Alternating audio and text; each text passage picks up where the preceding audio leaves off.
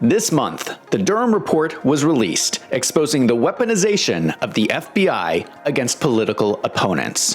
The report exposed some shocking details about Hillary Clinton.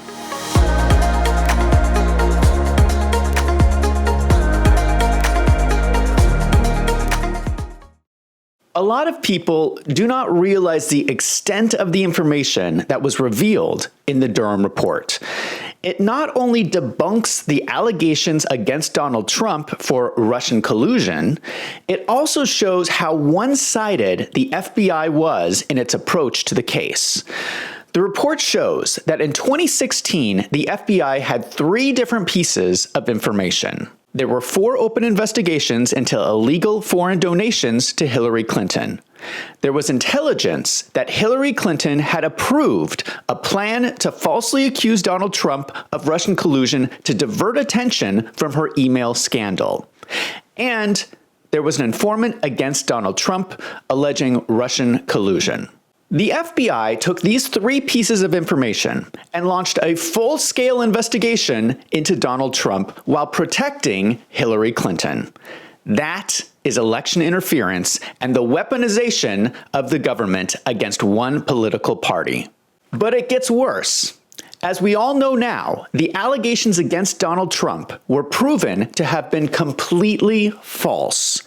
They were told to the FBI by an unreliable source. After further investigation, it was determined that there was no basis for the claims. The claims against Trump came from one person. When that person was interviewed, he admitted to making the whole thing up. If that is all the information the FBI had, there is no reason they should have ever opened up a case against Donald Trump in the first place. I want to make sure you understand this. Here is the tweet from Hillary Clinton accusing Trump of Russian collusion. The Durham report proves that Hillary was lying in this tweet to the American people. Hillary's campaign manager, Robbie Mook, testified to Durham that Hillary personally approved the fake story to be leaked to the press before she tweeted this. But it gets worse. The Durham report reveals that Hillary Clinton's plan to smear Donald Trump was discussed in a briefing at the White House with CIA Director John Brennan, President Obama, and Vice President Joe Biden.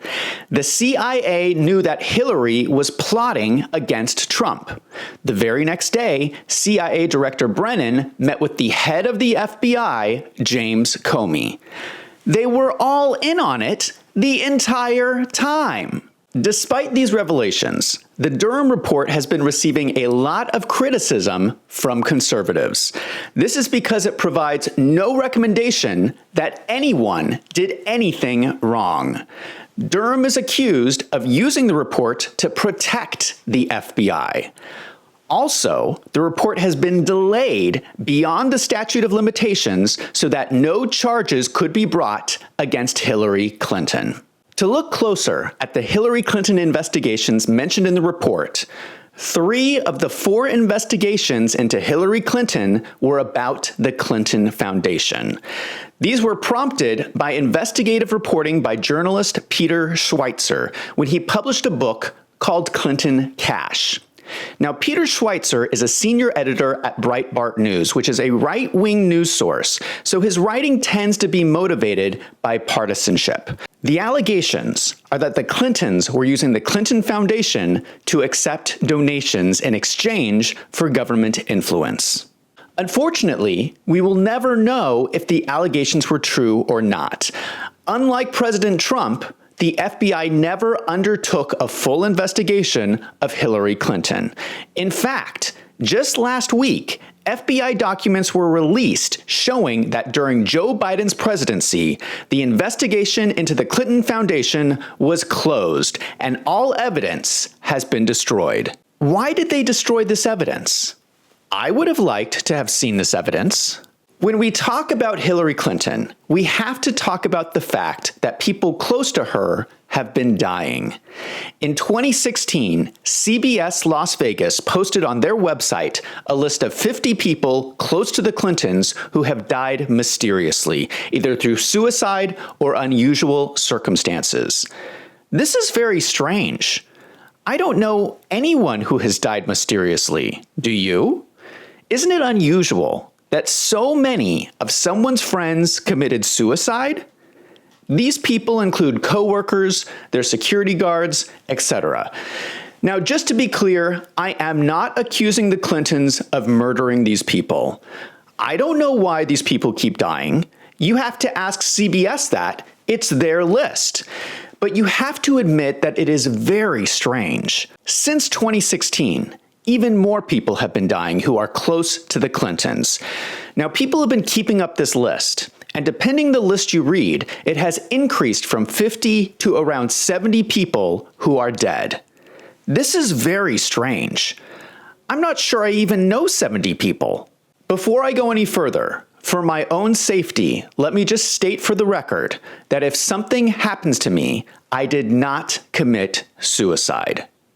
I want to focus on one name in particular from the Clinton death list, Seth Rich.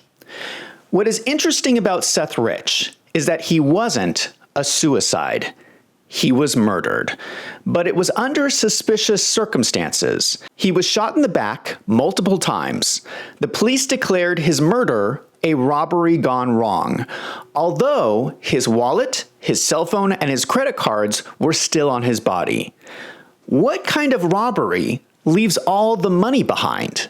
So who was Seth Rich? He was a 27-year-old staff member at the Hillary Clinton campaign. He had just started working at the campaign only days before he was murdered on July 10th, 2016. His job was as a voter database employee. There are conspiracy theories surrounding the murder of Seth Rich, claiming that it looks more like an execution than a robbery. The timing is also suspicious because it occurred shortly before leaked emails from the Clinton campaign appeared on WikiLeaks. One of those emails included a message from John Podesta, who is the former Bill Clinton chief of staff and current Hillary Clinton campaign chairman. John Podesta wrote, "I'm definitely for making an example of a suspected leaker, whether or not we have any real basis for it." To be clear, the family of Seth Rich has come out against these conspiracy theories and has sued a number of people who have reported on it. Now, I don't want to be sued. Let me just state that there are no facts to support the conspiracy theories about Seth Rich. The police say it was a robbery. The email from John Podesta was from months before and is not related. The U.S. Department of Justice released the Mueller report, which discussed the leaked emails. In the Mueller report, it states definitively that the U.S. intelligence community publicly announced its assessment that Russia was behind the hacking operation. The Mueller report explains that Seth Rich's murder has nothing to do with the Hillary Clinton campaign. However, recent revelations are relevant here. Just this month, the Congressional Committee on the Weaponization of the Government released a report about the Hunter Biden laptop. If you remember, the laptop was exposed right before the election where Joe Biden beat Donald Trump. Joe Biden was able to dismiss claims about the laptop because a letter was written by 51 members of the intelligence community that the laptop was Russian disinformation. The new report from Congress shows convincing evidence that this was a lie. The intelligence community was lying to the American people to protect the Democrat Party. Here is an email between John Brennan, former director of the CIA, and Michael Morell, former deputy director of the CIA, saying, "Trying to give the campaign, particularly during the debate on Thursday, a talking point to push back on Trump on this issue."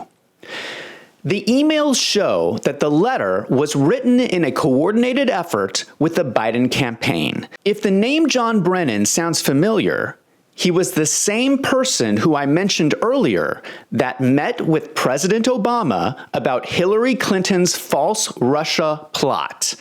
Additionally, the letter was written on October 19, 2020. The FBI had the laptop in their possession since December 2019, almost a year earlier. Given how easy it was to show the laptop was authentic, the intelligence community would have known their letter was a lie. Additionally, we now know from the Twitter files that the intelligence community was preparing in advance to respond to the laptop. They knew about it before it was ever reported by the press.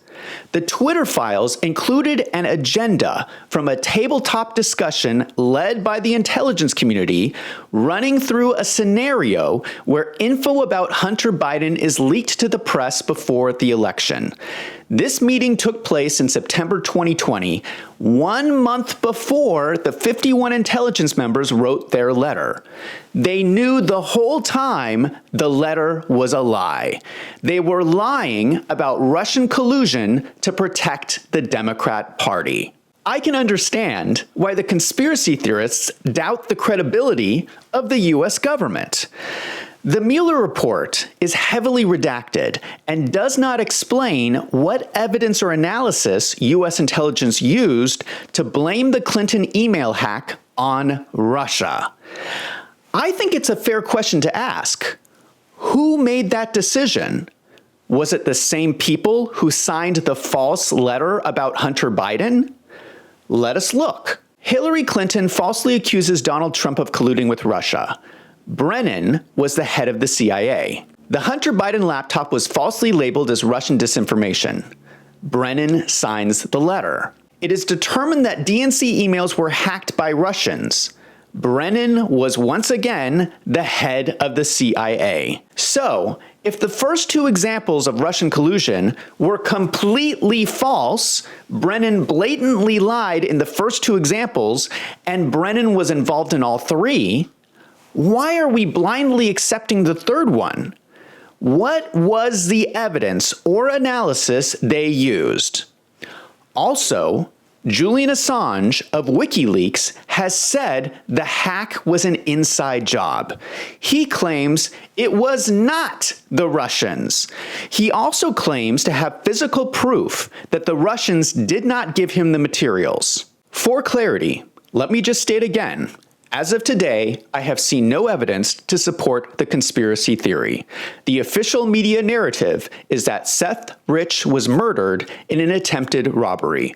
Julian Assange is currently in England waiting to be extradited to the US, where he is charged with violating the Espionage Act and publishing hacked materials on WikiLeaks. But let us look at the facts we do have. Seth Rich was murdered. He worked for the Clinton campaign, and his murderer was never found. So why is Seth Rich important to the Durham report? Now, I don't know whether he did or did not leak the documents to WikiLeaks. I think there's another piece of information that people overlook. He was a voter database employee. That would have given him access to the Clintons' computer network, specifically about donor information. This likely included information related to the Clinton Foundation. We now know from the Durham report that there were 3 open FBI investigations into the Clinton Foundation. What if Seth Rich stumbled upon information he was not supposed to see? The Durham report exposes the unanswered question of whether John Brennan was lying in the Mueller report when he said the Clinton email hack was committed by the Russians. Julian Assange said it was not the Russians. Why are we believing John Brennan over Julian Assange?